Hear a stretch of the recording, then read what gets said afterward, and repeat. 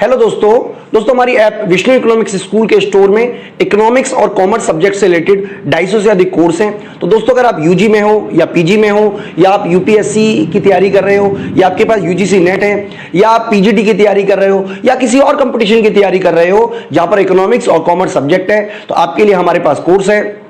तो दोस्तों हमारी ऐप जरूर डाउनलोड कर लीजिएगा, विष्णु इकोनॉमिक्स स्कूल।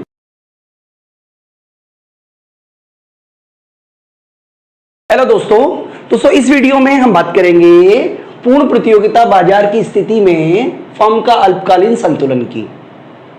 तो बच्चों मैं आपको बता देता हूं कि हमने इस पूरे के पूरे चैप्टर पूर्ण प्रतियोगिता पर 9 वीडियो बना रहे हैं। तो जैसा कि आप अपनी साइड स्क्रीन पे देख भी पा रहे होंगे, इन 9 वीडियो का हमने पूरा नाम लिखा हुआ है। तो इसमें से बच्चों कुछ वीडियो पे स्टार लगा हुआ है, इसका मतलब ये सारी की सारी वीडियो यूट्यूब पे अवेलेबल नहीं होंगी, ये केवल हमारी ऐप विष्णु इकोनॉमिक्स स्कूल पर अवेलेबल होगी।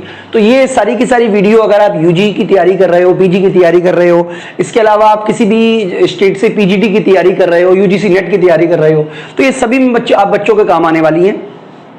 तो देखिए पूर्ण प्रतियोगिता बाजार की स्थिति में हमने पिछली वीडियो में समझा था कि क्या इसकी विशेषताएं हैं। अब हम बात कर रहे हैं कि फर्म का अल्पकालीन संतुलन किस तरीके से डिसाइड होता है। तो देखिए जैसे फर्म के संतुलन की जो विधियां हैं ये हमने ऑलरेडी डिस्कस किया हुआ है उत्पादक के संतुलन वाले चैप्टर में। फिलहाल हम यहाँ पे देख रहे हैं कि 2 विधियां होती हैं, एक तो होती है टीआरटीसी विधि, दूसरी होती है एमसीएमआर विधि। तो पहले हम बात कर रहे हैं टीआरटीसी विधि के बारे में। तो देखिए टीआर का मतलब होता है कुल कमाई, टोटल इनकम, टोटल रेवेन्यू, और टीसी का मतलब होता है टोटल कॉस्ट यानी कुल लागत। तो किसी भी फर्म का संतुलन तब होता है जब टीआर और टीसी के बीच का जो अंतर है वो सबसे ज्यादा हो, क्योंकि टीआर में से जब टीसी को माइनस करते हो तो लाभ मिलता है। यानी कि जिस स्थिति में टीआर और टीसी जो है उसका अंतर सबसे ज्यादा होगा उस स्थिति में लाभ सबसे ज्यादा होगा और फर्म का संतुलन होगा। तो डायग्राम के थ्रू बच्चों हम इसको समझ सकते हैं। देखिए नीचे जो है एक्स एक्सिस पे हम लिख लेते हैं मात्रा, मैं यहां पे लिख देता हूं मात्रा, यानी कि ये वस्तु की क्वांटिटी को दिखाया जा रहा है, और ओवाई एक्सिस पे कीमत या रेवेन्यू या कॉस्ट, आप कुछ भी लिख सकते हो, बल्कि तीनों को दिखाया जा रहा है। ठीक है, तो सबसे पहले तो हमें समझना पड़ेगा टीआर वक्र की स्थिति। तो टीआर वक्र जो होता है वो बिल्कुल स्ट्रेट लाइन होता है इस तरीके का परफेक्ट कंपटीशन में। अब बच्चों आपको ये पता होना चाहिए कि परफेक्ट कंपटीशन में टीआर सीधा क्यों होता है, क्योंकि वस्तु की कीमत समान रहती है। जब कीमत समान रहने की वजह से अगर आप पी को क्वांटिटी से मल्टीप्लाई करोगे तो आपको एक सीधी लाइन ही मिलेगी, ये आपको बिल्कुल दिमाग में रखना है। ठीक है, तो प्राइस क्वांटिटी को मल्टीप्लाई करके ही निकलता है। तो जैसे मान लीजिए 10 को 1 से मल्टीप्लाई करोगे तो 10 आएगा, फिर 10 को 2 से मल्टीप्लाई करोगे तो 20 आएगा। यानी कीमत समान रहने की वजह से जो टीआर है वो इस आकृति में होता है। टीसी जो होता है वो आकृति उसकी होती है एस शेप की, उल्टे एस शेप की। ठीक है, ये हमने ऑलरेडी लागत वाले चैप्टर में पढ़ा हुआ है। इस तरीके से टीसी का होता है। तो देखिए यहां पर जो पॉइंट है, यानी इस स्थिति को हम ए बोल रहे हैं, इस स्थिति को बी बोल रहे हैं। तो दोनों ही स्थिति में न फर्म को लाभ होगा ना हानि होगी, क्योंकि ये मान लीजिए उत्पादन का स्तर है Q0 और ये उत्पादन का स्तर है Q1। इस स्थिति को हम बोलते हैं सम विच्छेद बिंदु।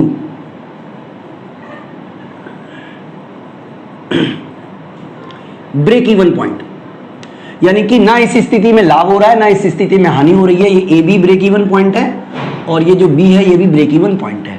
अगर कोई भी फर्म अपने उत्पादन के स्तर को OQ0 से कम रखती है तो आप जैसा कि डायग्राम में देख पा रहे हैं ये सारा का सारा हिस्सा उसका लॉस में चला जाएगा, क्योंकि लागत ज्यादा है। ठीक है, इसी तरीके से कोई भी फर्म जो है वो OQ1 से ज्यादा उत्पादन करती है तो भी उसे लॉस होगा, क्योंकि कॉस्ट ज्यादा है। इसलिए किसी भी फर्म के लिए पूर्ण प्रतियोगिता में OQ1 से 0 का उत्पादन करना और OQ1 से ज्यादा का उत्पादन करना दोनों ही संभव नहीं है। तो हमेशा जो आइडियल स्थिति रहेगी, जो आदर्श स्थिति रहेगी उत्पादन की, वो इसके बीच में रहेगी। लेकिन हमें वो बिंदु पता करना है जहां पर हमें लाभ सबसे ज्यादा मिले। तो इसके लिए देखिए ये जो बीच का डिफरेंस है, दिस वन, ये वाला जो डिफरेंस है, क्योंकि इस स्थिति में सबसे ज्यादा लाभ आपको मिलेगा, जिसको कि हम स्मॉल ए स्मॉल बी के नाम से बोल देते हैं। क्योंकि इस स्थिति में आप देखोगे तो बीच का जो गैप है वो सबसे ज्यादा है, यानी कि जो आदर्श उत्पादन स्थिति होगी वो OQ2 होगी। ये हमें समझना पड़ेगा। तो यहां पर हमें समझना है, क्योंकि ये बीच का जो अंतर है वो लाभ को दिखा रहा है। तो देखिए पहले लाभ 0 है, धीरे धीरे धीरे लाभ बढ़ा, यहाँ पे मैक्सिमम हुआ, फिर ये जो लाभ है ये घटता चला गया और यहाँ पे लाभ 0 हो गया। तो इससे हमें पता चलता है कि इस विधि के अनुसार जब टीसी और टीआर के बीच का अंतर सबसे ज्यादा होगा तब फर्म को लाभ होगा। ये हमें समझना पड़ेगा इस पूरे के पूरे टॉपिक में। इसके अलावा दूसरी स्थिति है जिसमें एमसी और एमआर विधि बोलते हैं, तो इसके बारे में भी हम आपको बता देते हैं। देखिए नीचे मैं लिख देता हूं मात्रा और ऊपर हम लिख देते हैं बच्चों कीमत। तो इस स्थिति में जो एमआर होता है वो इस तरीके का होता है, बिल्कुल सीधा। इसका मतलब जो कीमत है वो समान रहेगी पूर्ण प्रतियोगिता बाजार में, और जो एमसी है वो यू शेप का होता है। ये हमें जानकारी ऑलरेडी है बच्चों, क्योंकि परिवर्तनशील अनुपात नियम लागू होता है। ये भी परिवर्तनशील अनुपात नियम की वजह से उल्टे एस शेप में होता है, और ये परिवर्तनशील अनुपात नियम की वजह से यू शेप में होता है। परिवर्तनशील अनुपात नियम हमने उत्पादन फलन वाले चैप्टर में पढ़ाया हुआ है, आप वहां पे देख भी सकते हो। तो दो विधियां हैं एमसी, इसकी संतुलन की दो शर्तें, एमसी और एमआर बराबर हो। तो देखिए पॉइंट ए पर भी एमसी एमआर बराबर है और पॉइंट बी पर भी एमसी एमआर बराबर है। तो मैं यहां पे बता देता हूं कि उत्पादन का स्तर पहले की तरह हम Q0 ले लेते हैं और पहले की तरह ही Q1 ले लेते हैं। लेकिन यहां पर हमें समझना पड़ेगा कि दूसरी जो शर्त है वो है एमसी एमआर वक्र को नीचे से काटे, यानी कि ये वाला जो स्थिति है ये संतुलन की स्थिति कहलाएगी, ना कि ये कहलाएगी। तो इसकी वजह हम समझने की कोशिश करते हैं आखिरकार ऐसा क्यों होता है। देखिए सबसे पहले आप ये समझ लीजिए कि ये जो स्थिति है, ठीक है, यहां पर आपको दिखा रहा है कि कॉस्ट ज्यादा है और रेवेन्यू कम है। तो यानी कि ये स्थिति तो फर्म के लिए बेटर रहेगी ही नहीं। कोई भी फर्म ऐसी नहीं होगी जो चाहेगी कि उसकी कॉस्ट ज्यादा हो, हमेशा एक फर्म कॉस्ट को कम रखना चाहेगी। अब क्वेश्चन ये उठता है कि बी ही उत्पादन का संतुलन बिंदु क्यों है, ठीक है, क्योंकि हमने कहा ना एमसी इक्वल टू एमआर हो, तो ये तो हम समझ गए कि भाई अतिरिक्त आय यानी कि एक्स्ट्रा इनकम और अतिरिक्त लागत जब बराबर होगी तब एक फर्म का संतुलन होगा। डिटेल में बच्चों हमने ऑलरेडी ये टॉपिक करवाया हुआ है, आप एक बार देख लीजिएगा। फिलहाल आप ये समझ लीजिए कि अगर मान लीजिए यहां पर ये स्थिति लाभ की है, मान लीजिए ये डायग्राम मैं आपको बना के दिखा देता हूं, ये शेडेड एरिया जो है ये लाभ का है, यानी कि ये स्थिति जो है ये लाभ को दिखा रही है, ठीक है। अब मान लीजिए कि अगर आप इससे ज्यादा उत्पादन करते हो, यानी कि ये वाला उत्पादन करते हो, तो आपको ये स्थिति हानि उठानी पड़ेगी, ये हानि की स्थिति होगी। मान लीजिए अगर ये 100 रुपए है और ये 20 रुपए है, तो अगर आप ज्यादा उत्पादन करते हो तो आपका जो लाभ है वो 100 की जगह अब 80 रुपए रह जाएगा, क्योंकि 20 रुपए में कमी हो जाएगी, ठीक है। तो ये तो मैंने बस आपको एग्जांपल से समझाया था। तो इसका मतलब है कि अगर फर्म OQ लेवल से ज्यादा उत्पादन करती है तो उसको हानि का सामना उठाना पड़ेगा। इसी तरीके से अगर वो इससे कम उत्पादन करती है, मान लीजिए ये करती है Q3 पर उत्पादन, तो उसका जो लाभ है अब वो इतना लाभ उसको नहीं मिलेगा, यानी कि ये वाला लाभ की उसको हानि हो जाएगी। तो यहां पर हमें बेसिकली ये बताने की कोशिश कर रहे हैं कि अगर इस स्थिति में है तो फर्म का लाभ जो है ये वाला हिस्सा ग्रीन एरिया मैक्सिमम रहेगा। अगर आप इससे ज्यादा उत्पादन करते हो तो ये हानि होगी, और इससे कम उत्पादन करते हो तो भी हानि का सामना फर्म को करना पड़ेगा। बिल्कुल सिंपल सी बात है, आप समझ लीजिएगा। तो यहां बात करें बच्चों अल्पकाल में फर्म के संतुलन की, तो 4 स्थितियां पॉसिबल होती हैं। सबसे पहले असामान्य लाभ की स्थिति, दूसरा सामान्य लाभ की स्थिति, तीसरा हानि की स्थिति, चौथा उत्पादन बंद करने की स्थिति। तो ये सारे के बारे में बच्चों हम आपको डिस्कस करेंगे इस वीडियो में। देखिए सबसे पहले आप समझ लीजिए क्या कि असामान्य लाभ क्या होता है, बहुत सिंपल तरीके से समझाने की कोशिश करेंगे बच्चों हम आपको। असामान्य लाभ तब होता है जब AR मोर देन AC होता है। AR मोर देन AC का क्या मतलब है वो भी मैं आपको बताऊंगा।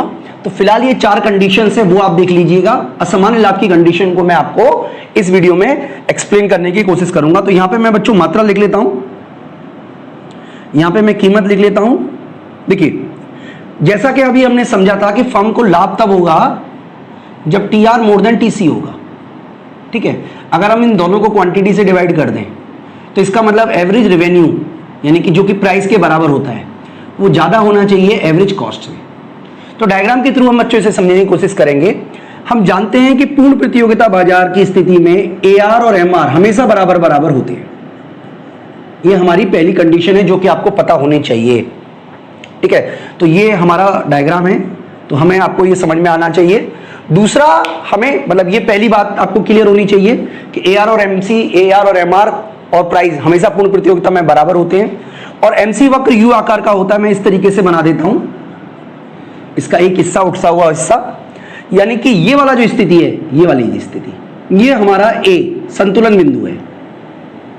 तो मैं यहां पे लिख देता हूं, यहां पे आप बच्चों के लिए संतुलन बिंदु क्या है हमारा,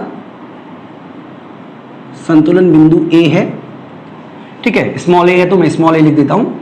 इसके अलावा जो मात्रा डिसाइड हुई है संतुलन मात्रा, वो डिसाइड हुई है ओ क्यू, ओ से लेके क्यू तक। आप चाहो तो इसे 10 यूनिट कह सकते हो। और कीमत डिसाइड जो हुई है, कीमत जो डिसाइड हुई है वो हुई है ओपी भी कह सकते हो और ए क्यू भी कह सकते हो, आप जो मर्जी कह सकते हो। ठीक है।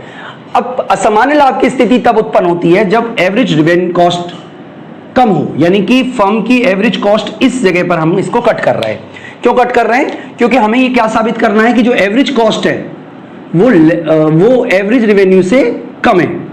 तो एवरेज कॉस्ट का डायग्राम हम बना लेते हैं।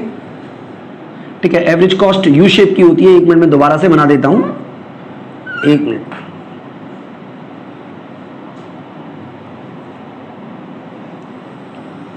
ठीक है, ये हमारी एवरेज कॉस्ट हो गई। तो जिस पॉइंट पर देखिए, ये वाला जो पॉइंट है, ये वाला बी पॉइंट है हमारा, और इस बी पॉइंट पर ये वाली जो स्थिति है, यानी कि इस स्थिति में हमारी जो एवरेज कॉस्ट है, एवरेज रेवेन्यू हमारा है ए बी, एवरेज कॉस्ट हमारी है बी क्यू। तो आप एवरेज रेवेन्यू जो है वो एवरेज कॉस्ट से बड़ा है, कितना बड़ा है? A B. तो यानी कि जो ए बी है वो हमारा है प्रति इकाई लाभ, प्रति इकाई लाभ। इसके अलावा ये जो पूरा का पूरा एरिया है, ये वाला एरिया, दिस वन, ये हमारा है हमारा PP1 AB, ये हमारा है कुल लाभ या असामान्य लाभ। यानी कि हमें क्या समझना है बच्चों, ध्यान से समझना है। सबसे पहले हमने ये वाला डायग्राम बनाया, दूसरा ये वाला बनाया। अब सामान्य लाभ असामान्य लाभ की स्थिति जब हमें बतानी है तो हमने इस पॉइंट को यहां से कट करना है नीचे से। यानी कि ये क्या दिखा रहा है? ये दिखा रहा है कि फर्म को इस स्थिति में असामान्य लाभ हो रहा है क्योंकि एवरेज कॉस्ट एवरेज रेवेन्यू से कम है। 3 स्थितियां बच्चों बची हुई हैं, उसके बारे में हम आगे बात करते हैं।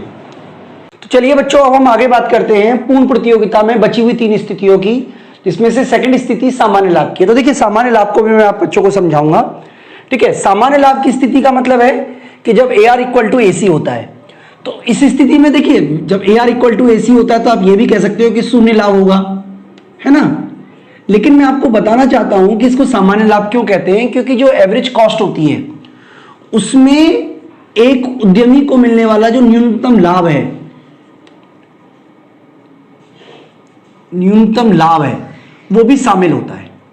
क्योंकि न्यूनतम लाभ भी शामिल होता है, इसलिए AR को और AC जो है वो बराबर होंगे तो भी उसको हम सामान्य लाभ की स्थिति कहेंगे। यानी कि वो प्रॉफिट होता है जो एक फर्म को जरूर मिलना चाहिए अगर वो उद्योग में बने रहना चाहती है। तो चलिए डायग्राम के थ्रू समझते हैं। ये हमने ऑलरेडी आपको बता दिया है कि परफेक्ट कंपटीशन की स्थिति में AR और MR बराबर होते हैं। तो जितने भी डायग्राम है सब में हमें AR और MR बराबर बना लेते हैं, क्योंकि पूर्ण प्रतियोगिता बाजार की स्थिति में जो कीमत होती है वो बराबर होती है MR की। ठीक है, ये ऑलरेडी हम पढ़ चुके हैं बच्चों। तो सारी स्थितियों के लिए हमने डायग्राम बनाया हुआ है। सभी स्थितियों में नीचे मात्रा लिख देते हैं और ऊपर आगम और लागत। ठीक है, सभी में वही आ जाएगा। यहां पे मैं लिख देता हूं आगम और लागत, यहां पे लिख देंगे मात्रा, यहां पे हम लिख देते हैं मात्रा सभी में, और यहां पे हम लागत और आगम लिख देते हैं। वैसे जगह नहीं है इसलिए नहीं लिख रहे। ओके, तो पूर्ण प्रतियोगिता में AR MR और प्राइस हमेशा बराबर होते हैं, क्योंकि परफेक्ट कंपटीशन में कीमत जो होती है वो समान होती है, ये आप सबको पता ही होगा। फर्म का संतुलन उस स्थिति में होता है जब MC जो है वो MR को नीचे से कट करे। तो सभी स्थिति में हम नीचे से कट कर रहे हैं।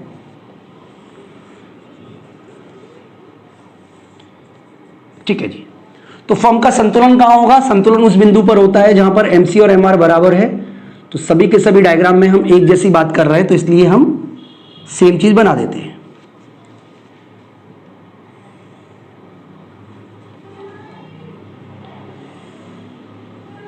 ठीक है जी, ठीक है। तो 3 स्थितियां हैं। सबसे पहले हम सामान्य लाभ की बात कर रहे हैं। तो इस स्थिति में जैसा कि हमने आपको बताया कि एवरेज रेवेन्यू एवरेज कॉस्ट बराबर होता है। इसकी वजह से जो एवरेज कॉस्ट का डायग्राम है वो इस तरीके से बनाएंगे कि इस A पॉइंट को टच करके ही वो आगे बढ़ेगा। यानी इस स्थिति में अगर आप देखोगे तो जब हमने पिछला डायग्राम बनाया था तो एवरेज कॉस्ट को यहां पे कट कराया था, यानी कि हमने ये साबित करना चाह रहे थे कि एवरेज कॉस्ट कम होती है, इस स्थिति में जब हम सामान्य लाभ का डायग्राम बनाएंगे तो एवरेज कॉस्ट को बिल्कुल इसी पॉइंट पे कट करेंगे, यानी कि पहला डायग्राम ये बनाया, दूसरा हमने ये बनाया, तीसरा हमने ये बनाया और इस तरीके से बनाया कि हम बताएं कि जो एवरेज रेवेन्यू है वो AQ के बराबर है, यहां पे Q लिख देते हैं, और एवरेज कॉस्ट जो है वो भी AQ के बराबर है। तो क्योंकि एवरेज रेवेन्यू एवरेज कॉस्ट बराबर बराबर है इसलिए फर्म को इस स्थिति में सामान्य लाभ ही मिलेगा। ठीक है, जो पिछली वाली स्थिति में हमने यहां पे कट किया था, इस वाली स्थिति में इस पॉइंट पे कट कर देंगे। बात करें अगर हानि की स्थिति में, तो हानि की स्थिति में देखिए एवरेज कॉस्ट इस तरीके से गिर के ऐसे चला जाएगा, यानी कि हानि की स्थिति तब होगी जब एवरेज कॉस्ट ज्यादा होगा। तो यहां पे बिल्कुल बराबर बराबर है, इस स्थिति में एवरेज रेवेन्यू एवरेज कॉस्ट बराबर बराबर है, और यहां पर आप देखोगे तो एवरेज कॉस्ट जो है वो ज्यादा है, यानी कि ये जो स्थिति है क्योंकि उत्पादन तो इतना ही होगा तो फर्म की जो लॉस होगा वो इतना होगा, यानी कि फर्म की जो प्रति इकाई उत्पादन लागत है, प्रति इकाई लागत जो है जिसको कि हम एवरेज कॉस्ट बोल रहे हैं वो BQ के बराबर है।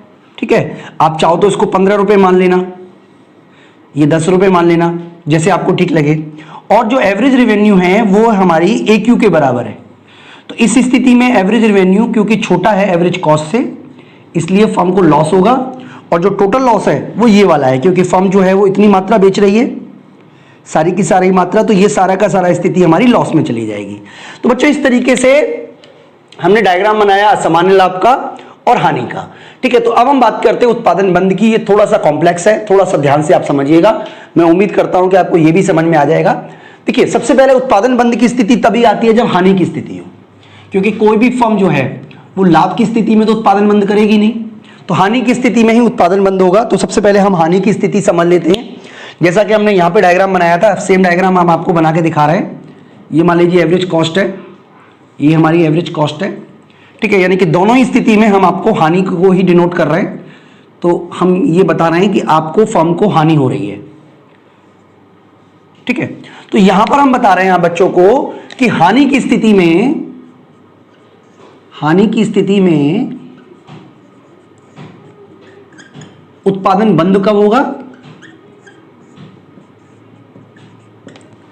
और यहां पर हम बता रहे हैं हानि की स्थिति में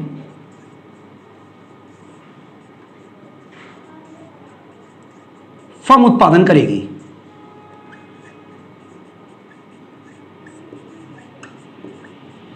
ठीक है, तो इसको समझने के लिए हमें फर्म का लागत जो ढांचा होता है वो समझना पड़ेगा।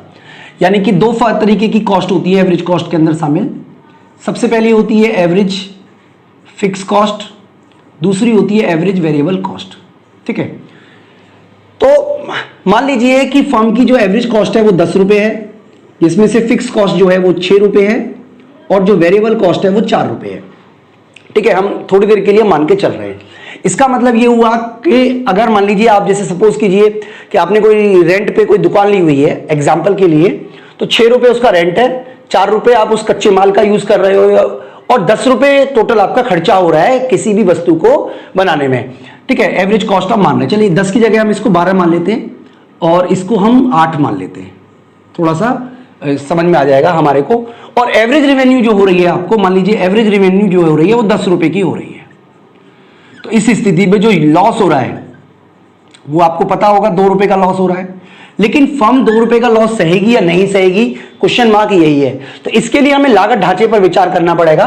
अगर मान लीजिए ये स्थिति है तो इस स्थिति में मान लीजिए जो एवरेज कॉस्ट है, ठीक है, वो मान लीजिए हमने लिखा हमारी है 12 रुपए, जिसमें से एवरेज फिक्स कॉस्ट जो है वो है हमारी 6 रुपए और 8 रुपए, और एवरेज वेरिएबल कॉस्ट जो है वो 4 रुपए है।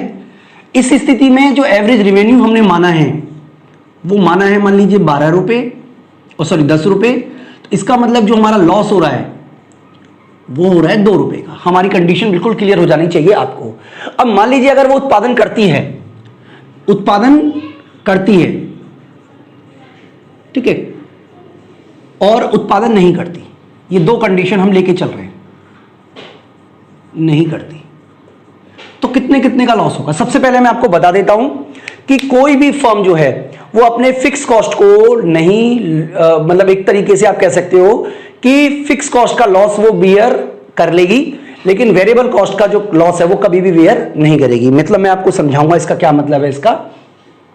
इसका मतलब ये हुआ कि चाहे फर्म उत्पादन करे या ना करे, उसको 8 रुपए का लॉस सहना पड़ेगा।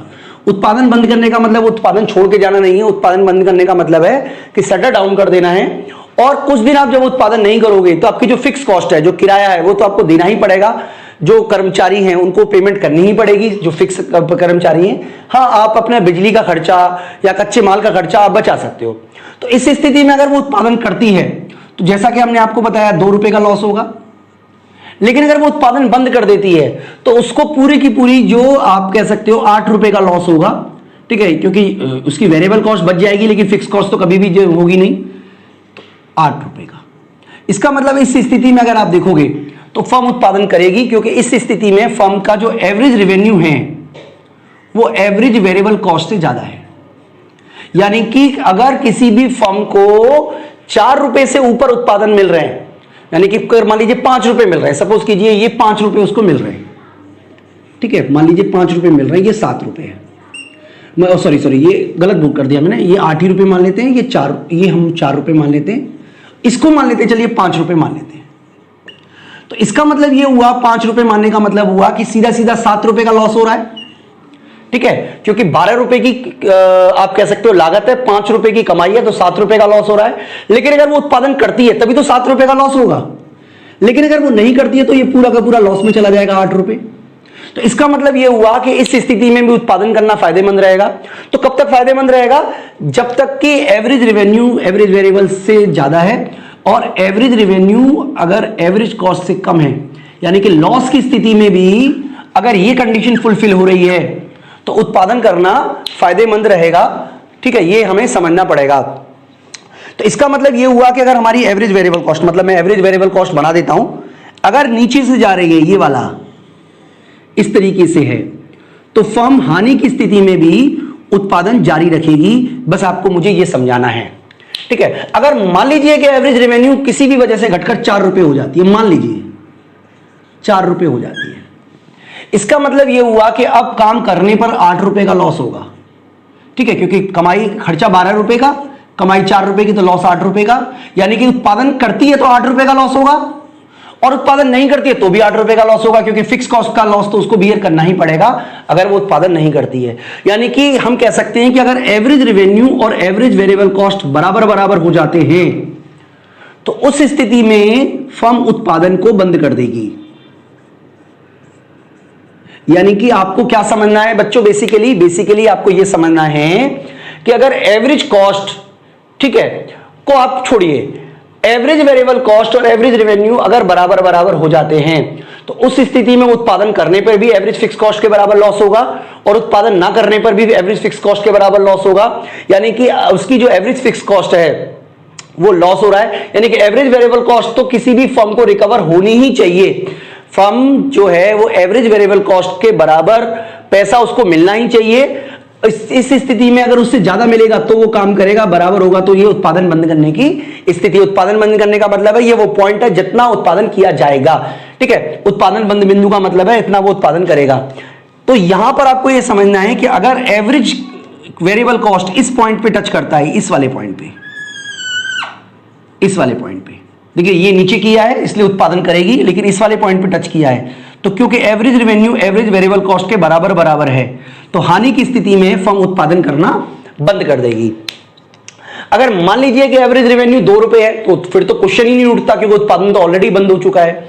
तो हमें यह समझना है, मैं आपको समझाने की कोशिश ये कर रहा हूं कि अगर एवरेज रेवेन्यू ज्यादा है एवरेज वेरिएबल कॉस्ट से, ठीक है, तो लॉस होने के बावजूद भी फर्म काम करती रहेगी।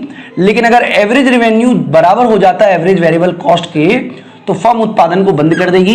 ये कंडीशन को आप जरूर याद रखिएगा। यानी कि अगर आप ये डायग्राम ना भी बनाएं और सिर्फ ये वाला डायग्राम बना दें तो भी बात पूरी हो जाएगी, क्योंकि बेसिकली हमें ये समझाना है कि फर्म उत्पादन उस स्थिति में बंद करती है जब एवरेज रेवेन्यू और एवरेज वेरिएबल कॉस्ट बराबर है।